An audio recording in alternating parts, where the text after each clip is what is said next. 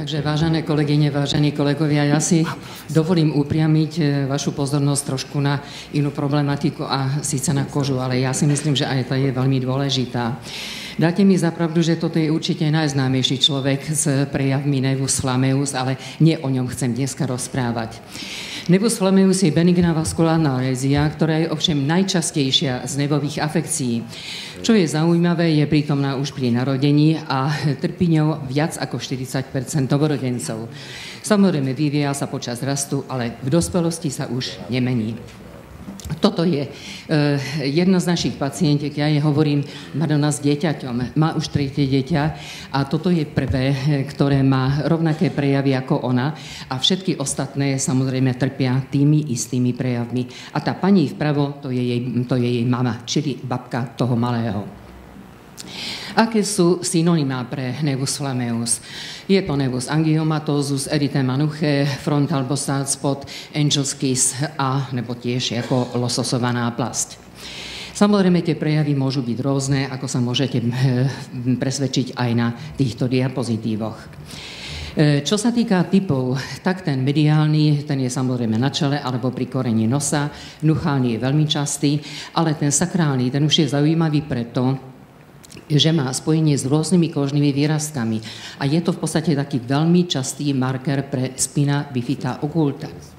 Tam je ale potom aj diastohematomielia. Laterálny typ je veľmi častý, červený, ohnivý a je často súčasťou komplexného syndrómu. Teda angiofakomatózy v kombinácii s inými anomáliami. Toto už je jedna z našich prvých pacientiek. My sme ju vlastne videli od malička. Tu na tomto snímku má 14 rokov a vidíte, že to postihnutie je pomerne rozsiahlé. Čo sa týka klinického obrazu, tak nevus flammeus to sú v podstate veľmi asymetrické lézie rôznej veľkosti. Môžu mať tú farbu difúznu alebo až červeno-fialovú, je vždy dobre ohraničený, má teda lineárny alebo nepravidelný tvar a je prítomný v akejkoľvek časti tváre, trupu alebo končatín. Toto sú naši malí pacienti, postupne ako nám rástli, ale vidíte, že nevus flammeus môže byť aj na končatinách ako izolovaný prejav. Asymetrický nevus flammeus je v kombinácii s inými poruchami, ale aj ako súčasť veľmi závažných syndromov. Ten prvý, ktorý vám budem prezentovať, je Sturge-Weberův, potom Klippel-Trenoni a ten posledný Park-Weberův syndrom. Sturge-Weberův syndrom je prezentovaný rozsiahlým névom na tvári. Zvyčajne to v oblasti trojklaného nervu je jednostranný, zriedkavo obojstranný, ale niekedy sa vyskytuje aj na trúbe. Mýva poruchy sekundárneho duševného vývoja, rôzneho rozsahu a epilepsie a závažné anomálie končatín.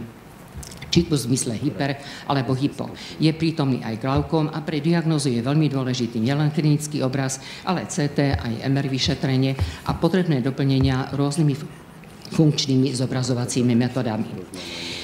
Naša pacientka, ktorú vám tu ukazujem, to nie je ešte ona, ale toto je Grace Daniels, ktorá zomrela v roku 1958 a mala obrovský rozsah Sturge-Weberova syndromu a ku podivu ten krásny chlapec vedľa nej je jej syn. A takto bola fotená tesne pred svojím exitom. Toto už je, vrátim sa nazad, toto je naša pacientka, ktorú poznáme od malička, keď sa narodila. Tuto je vo veku 15 rokov. Čo je zaujímavé, jak rodina, tak aj ona sa dokázali s týmito deformitami a estetickými nedostatkami absolútne vyrovnať. Pacientka, aj keď ju uvidíte ešte nakoniec, absolútne odmieta veškeré korekčné metódy a v podstate doštudovala vysokú školu, pracuje ako magistra v knihovne a so svojím vzhľadom je na podiv veľmi spokojná. Klippel-Trenoni je iný syndrom a je to opäť kombinácia névu a krčových žíl s hypertrofiou kosti a mäkkých tkanív. Má jednostranný postih, zvyčajne je to dolná končatina, ale tie zmeny sú veľmi rozsiahle. Sú tam flebektázie, varixy a komplikáciami už v mladom veku môže byť lymfedem a rôzne ulcerácie, ale je tam veľmi veľká variabilita klinického nálezu, ako vieme aj podľa našich pacientov.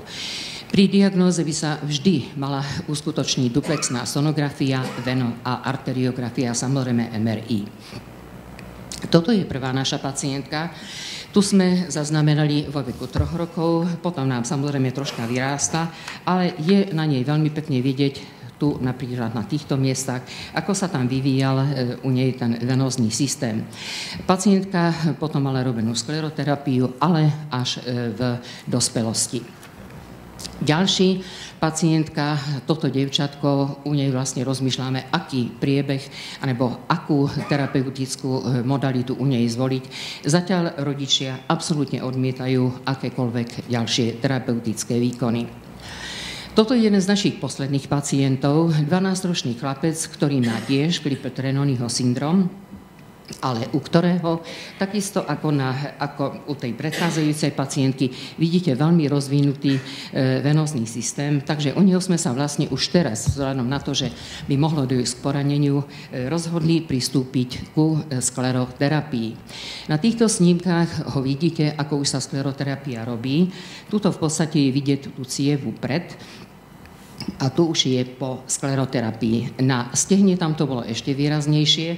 Vidíte, že tu sú rozsiahle ferbektázie, ale tu pokračovala veľmi rozsiahla venózna insuficiencia a po skleroterapii, to je tu, nám vlastne všetky tieto príznaky zmizli. Pacient je veľmi živý a mali sme strach z poranenia a z možnej ďalšej ulcerácie. Park-Weberov syndrom je angiodyspplázia, kedy dochádza k proporcionálne výrazne zväčšenej, najčastejšie dolnej končatine. My máme pacienta s hornou, sú tam angiovenózne skraty priečné a zriedka je tam nevus flammeus alebo hemangiomy. Toto je tiež pacient, ktorého my sme evidovali vlastne od narodenia. Tá končatina opravdu zväčšená, ale pacient nemá žiadne iné funkčné prejavy. Aký je pohľad lekára? Skutočne nevus flammeus je vážny, teraz samozrejme nie kozmetický a estetický problém, ale predovšetkým psychologický a terapeutický. V tomto prípade, keď je diagnostikovaný, je spolupráca a edukácia rodiny nevyhnutná. Je potrebné citlivé psychologické poradenstvo a psychoterapia a samozrejme pre terapiu je rozhodujúca veľkosť lézie. Liečba je vždy problematická, najmä v prípade syndrómom, ale pokiaľ ide o ošetrenie život ohrozujúcich vážnych komplikácií, je samozrejme prioritou.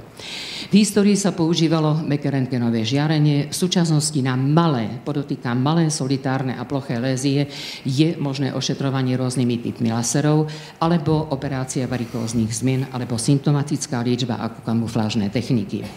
Tu si vám dovolím práve predstaviť, ako sa je možné tých prejavov v obličaji zbaviť kamuflážnymi technikami. Je to veľmi pekné, ale toto dievča to absolútne odmietá.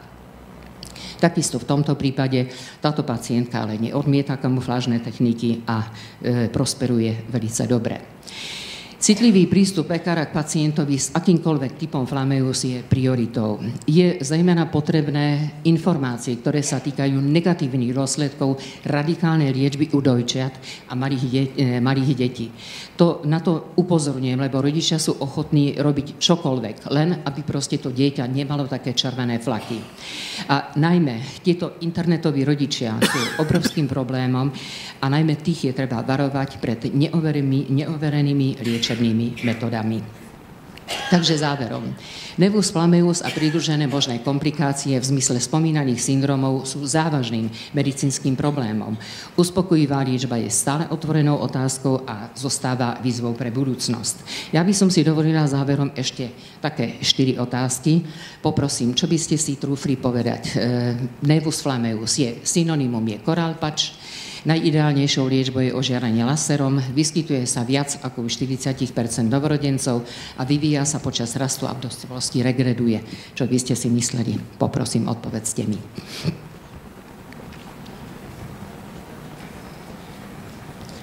Máme odpovedi? Áno? Dobre.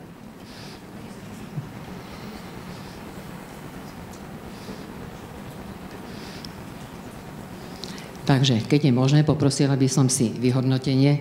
Tí, ktorí z vás typovali len tú jednu jedinú otázku, že vyskytuje sa viac ako u 40% novorodencov, mali pravdu.